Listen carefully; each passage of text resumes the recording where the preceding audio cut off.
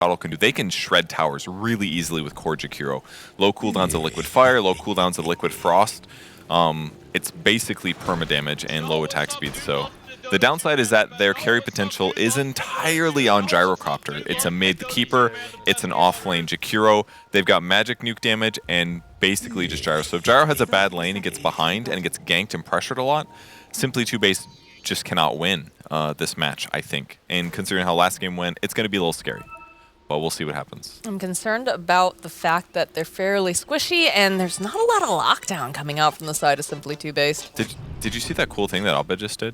Which what? So he was standing at the cliff here. Let me just draw a little bit. Okay. So where he was standing here, Jerax was over here. He used like a control option or something to like pass the item to Jerax to make it seem like he placed a ward. I don't know if Simply TOOBASED will try to sentry it, but if they do, it's a nice little trick that they have done.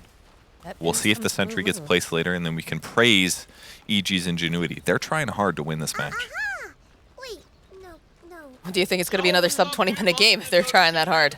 I think this is going to be a sub 25-minute game based on how hard EG trashed last game, but we'll see. We will see indeed.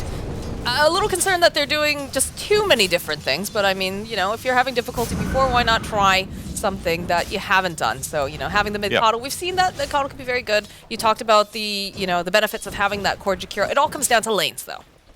It can come down to lanes a lot. Ryu is definitely a solid player. He's more traditional, I feel like, than a like a weird hero laner, kind of like 9 is. But I'm sure he's capable of handling this and doing a good job. Kind of looks like he's rushing a he's rushing Veil actually, because he's got a crown here to start the game off. Most Coddles do go null talismans, at least one, to help cover some of their mana costs. But maybe he feels like Veil's the way to go.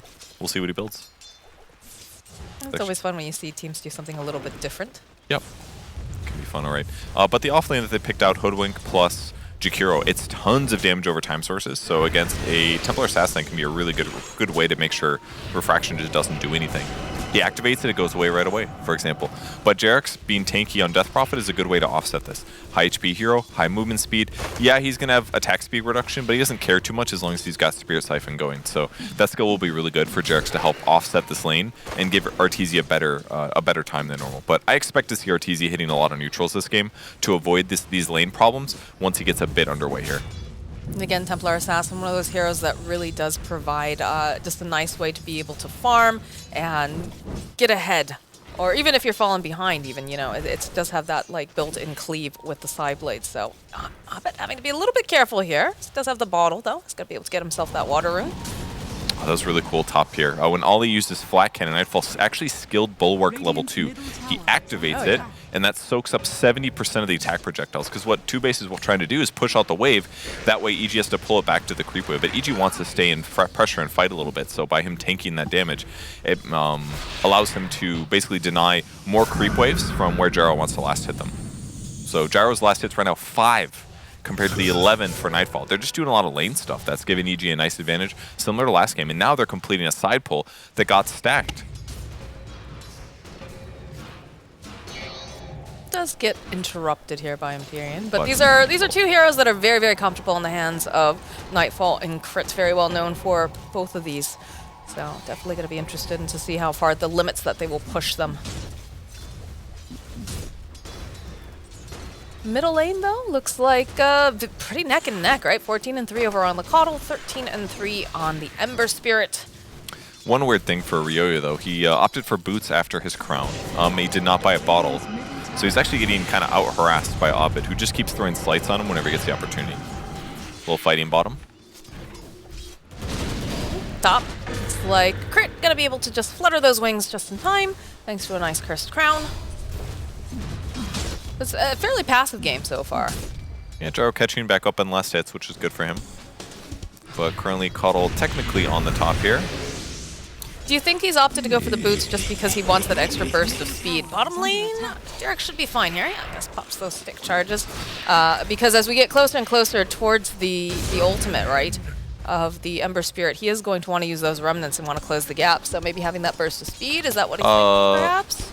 once Ember hits 6, it's a little scary, yeah, but I think it's actually for what he just did. He walked to go stack, because stacking on this hero is really valuable. When we saw 9 played a couple days ago, he played on Radiant side, he would go back and stack the large camp and the medium camp to the south. Repeatedly. In this case, Rio just grabbed 1, and he can also control runes a little bit better too, which is something Ember really wants to take advantage of. So giving him this like 70 extra movement speed over Abed is going to help him offset this bottle advantage that Ember has, because it's worth it for him to buy bottle. So and he doesn't really need bottle that bad on Keeper either. So I think it's just it's like a 1-2 punch. It solves the stack issue and it also helps the bottle issues too. Jarek's in trouble, though. Yeah, he is. He's going to pop the Fairy Fire. He's just taking that burning damage. They need a little bit more to finish him off, though, and they don't quite have it. A little too fast. Almost dies here. Oh, yeah, almost. Flea has to be careful now, too. He is sitting very low. He has no stick charges anymore. But they'll harass Arteezy. They're doing pretty good on that so far. They're going to go back in. Crypt Swarm. There it is. There's the first blood on Flea. A little bit of a bait coming out, and now they're just going to chase down Bloody Sky. Not the double. They're going to go, and there it is. It goes to Jerax this time, and they'll just go and suicide to the tower. They actually both die. Okay. Not the worst for Bloody Sky, but at least both heroes are dead. I was afraid for them that both would survive afterwards, but because usually if you have this like lane pressure idea with a dual lane and then you die like that, it messes up everything. But getting some return gold is decent. That'll be boots on Jakiro. But ultimately what he wants is actually levels, because every level for Jakiro is going to make your skills do so much more. But they're doing okay as a whole. Arteezy's only got 3 more last hits than Jakiro. He comes back to lane. He instantly gets pressured. That's going to mean salves from Jerax to keep him alive. And the double nulls up, so Jakiro's spam is going to be very strong. Here's more pressure on him. Bushwhack connecting. Got plenty of fire, but they do have the refraction. It's going to go away very quickly, though, as we talked about earlier. It burns instant. And they have a salve, but it's on Jerax, who's in the mid lane right now. Put a sentry down. That means that Arteezy now just can't last hit for probably 30 seconds here while Bloody Sky holds the wave. This is the advantage that you get by picking offlane Jakiro in this kind of lane matchup. Refraction is literally useless. Protects a very small amount of damage. Top lane harass continuing against Nightfall. Seems to be doing just fine as Jerax is making his way back towards the bottom lane. Have any stacks going on here? Not really. Little pings over onto Flea. Get the Spirit Siphon off. We'll chase down. But again, they do lack that lockdown for this particular lane, so they really need to get that burst very quickly. Let's continue doing decent amounts, though. Arteezy last hitting under tower, manages a little bit. Jerax takes a dual breath and a stun there, but lane looks pretty solid for simply TOOBASED at the moment. Bloody Sky gonna go for a Yule's, not the Witchblade as we may have expected. Almost done. Yeah, they are stun Arteezy bottom. Chasing after him. They need a little bit more damage. Refraction again. Ticks away very quickly, but not gonna be able to quite get that damage necessary to kill the TI. Do they have salve? No, actually, he has no salve. Arteezy out of lane here. Definitely the most pressured we've seen Arteezy in recent memory. Almost always goes like, does things, it's not his fault. The lane matchup is very, very difficult here, but it's rare to see him this pressured. Oh, Flea goes for a kill. Can he get him? It's going to be close. Got one meld. He might feed though. Oh, the meld strike. Gotta get him. There it is. He gets him. Nice kill. They did have the ward, so they were able to rotate over and pressure him. We'll see if Arteezy pings it or suspects it, but big kill for Simply Two. They are beating EG right now 3-2. Less than a 1k advantage, but we'll count it. All right, well, there's going to be the stun connecting over onto Ryoya, who's making his own rotation, but did not expect to see the whole team here. Well, the whole team being, you know. He's not. Alive. He's not going Veil. He's going Dagon, I believe. Is this the current Dagon build? This it is. feels like a turbo game. This is the Dagon build. All right, and he's going to finish it. He was thinking about BOTs. This is Cap mentioned this. He said mid Dagon with Keeper of the Light. He doesn't have a second skill yet, but once he gets it, it's going to amp magic damage by 16%. Yeah, so the Blinding Light is super good when you have a Dagon. I do this in my turbo games. It's pretty solid. Gives you a lot more burst damage. Helps you tempo the map a lot better. The builds that we saw 9 go was a little different. He did not go Dagon. Can't remember exactly what he purchased, but Dagon will be good to pressure the map, which is what they need against heroes like TA. Speaking of which, Bloody Sky had finished off the enemy tier 1 tower, so his pressure continues. 3 points and Liquid Fire is going to do this. And it's not just going to stop here. He's going to pressure this tier 2 as well if possible. I'd like him to get maybe one more ward to protect himself here while he's down here pressuring, but If he can get away with getting this tower down to like half HP or something, it'd be really good. The TPs are coming out, though. He does have to be very careful. That's Crit getting free experience. That's just a level 4 Dark Willow, baby. Level 5. Top lane, they'll use the Exorcism, and they've used the Arena, so they should be able to burst down Ollie. We'll go in with Abed. They're chasing after Empyrean. He does have the tether away, though. We'll join up with Flea. And they're just going to walk away. Pressure on the top tower, though. First Exorcism used. Got about half duration left, so should be able to put a decent amount of damage down. They're managing this all without crit as well. Simply TOOBASED will try to defend it. Empyrean getting low. Abed going to keep sliding him, possibly to death. He's looking. Pushback connect from Flea. Does have the sharpshooter. Will get the break, but again, has a remnant, so he's going to continue to dance around, be annoying, poke. But now that the Exorcism's down, they might just back off for a bit. Not bad pressure. If they weren't pressuring, or if they weren't able to like pressure the tier 2 so well with Jakiro for free, then certainly crit would be up top, and they maybe would be more successful with this dive. But they slow things down due to Flea's catch. That was very nice. Abed's going to be forced to go somewhere else, and Jakiro rotated mid actually to pressure that tower instead. But he's getting ganked now. Here comes the smoke from the north. Any second they will initiate. Abed does not have Syrian It's a haste, though. Yes. Oh, okay, yeah. Abed would never let you get that gold. Why would you even try? Another dual breath on Arteezy there. Goodbye to your refraction charges. Looks like Flea's gonna walk into Jerax and Abed. Gonna have to scurry away there, little one. So the sharpshooter, not gonna connect, but we'll just pop him down to the lower area. Little unnecessary, but having a good time, I guess. I guess he's gonna walk back and heal from that. Little bit of a waste, though. Empyrean now pressured. He's gonna get rooted into place. They've got Spirit Siphon on him. They've got Nightfall already in position should he try to tether away, and Abed was waiting for him.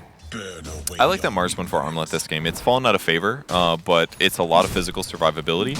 And against a hero like Gyro, when you're absorbing flat cannon attacks, that can be pretty nice. Middle lane, they've had enough of Bloody Sky. They're gonna remove him. This is a little weird from Simply TOOBASED. It's the right thing for Jakiro to want to pressure this tower, but playing here by himself with nobody else is a bit of a mistake. And I fall into this trap sometimes too when I play Jakiro, because you're like, I want to pressure the tower, you do it, but then they just rotate like 2 heroes and they kill you. So not having anybody there is put them in a bit of a weird state where now he gets killed and now maybe their tower dies.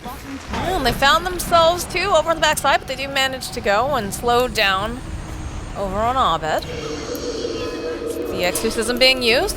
Jakiro making his way back, has teleported in.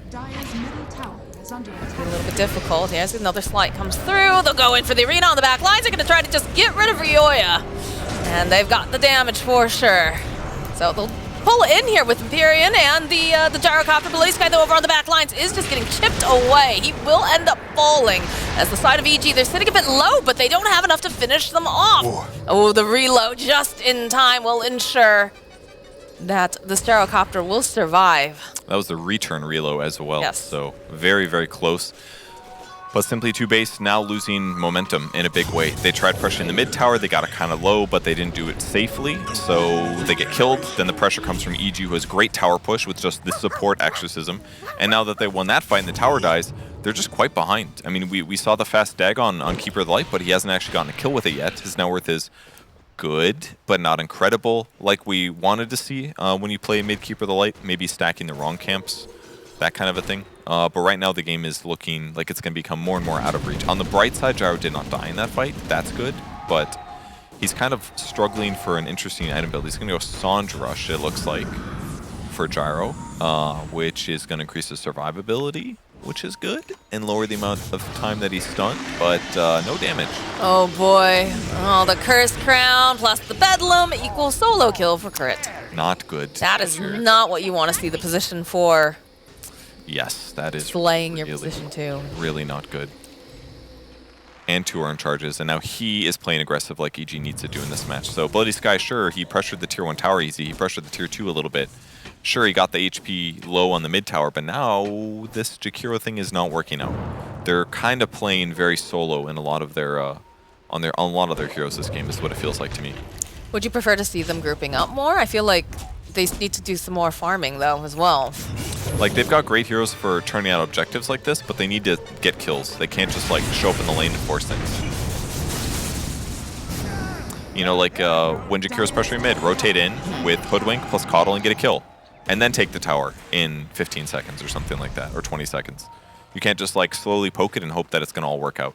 It's just too dangerous. A little bit of an invasion coming out though from Flea and Ryoya. Found themselves Jerax. The Science has already been tossed out over onto Flea. They're looking for a bushwhack though. They use the Dagon with the blinding light like we talked about, but she's very tanky. Sharpshooter does end up connecting, so she is gonna get run down here by Ollie, but the teleports are coming out, the call down coming through. Jerax, he's still alive. They haven't managed to kill this man. Macro Pyre is just gonna be right enough, so.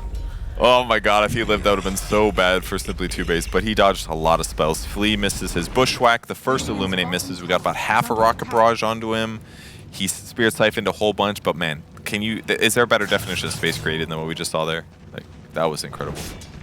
Good plays by Jerax. That's good. We're getting closer and closer to that Desolator though for Arteezy. I think Crit has not moved in about 2 minutes. Last I checked, he was still here, actually. He is the guardian of the staircase. You know, you want to enter, you got to pay the toll. Because by being here, this means that basically the rest of his cores can do whatever they want on the top half of the map. It's all theirs. Look at Abed. He's walking up to in front of the barracks to kill a creep wave. And if he knows if he stands here, he's going to break any smoke that comes this area. He can Shadow Realm and probably teleport or dodge if possible, or terrorize to cover himself. So he's basically allowing his team to do whatever they want on the top half of the map, get so much done, get so much net worth, and compound their gold advantage.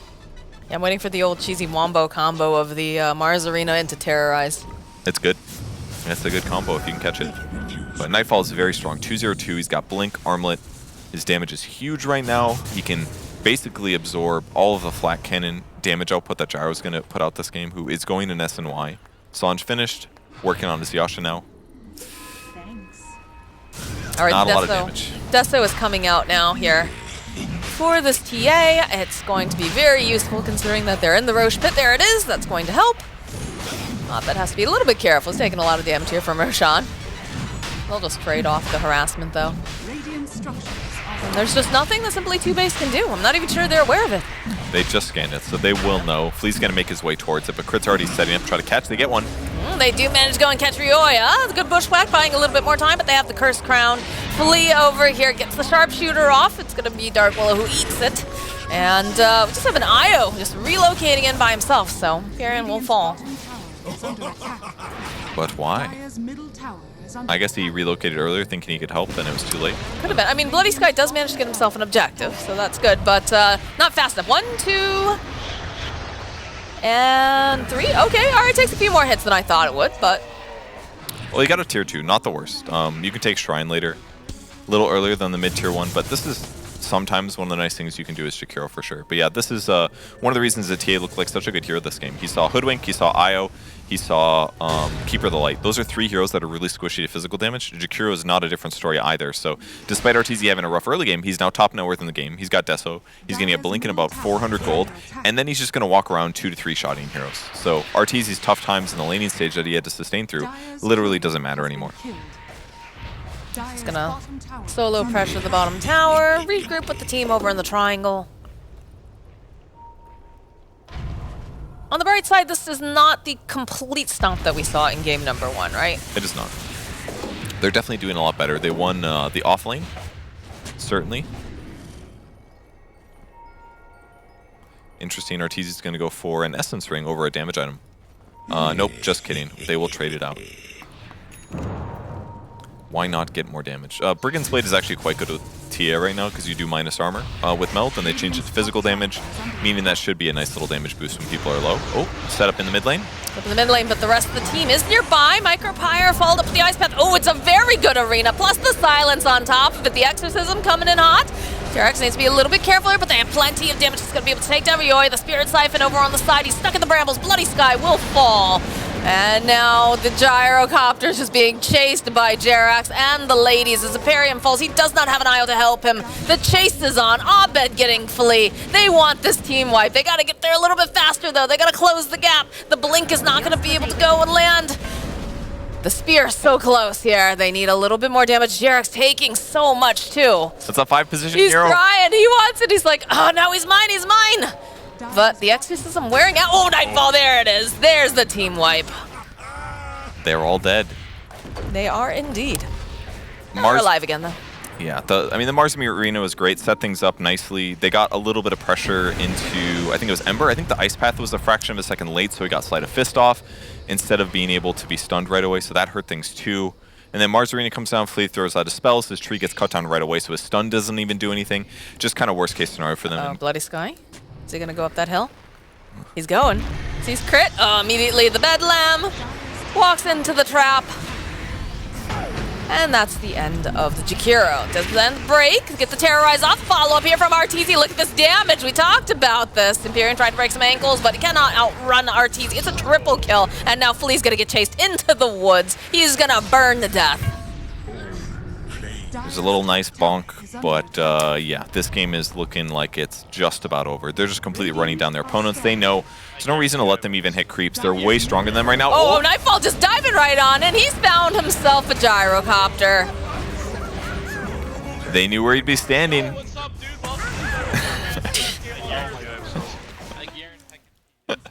Alright, this is the clip once again.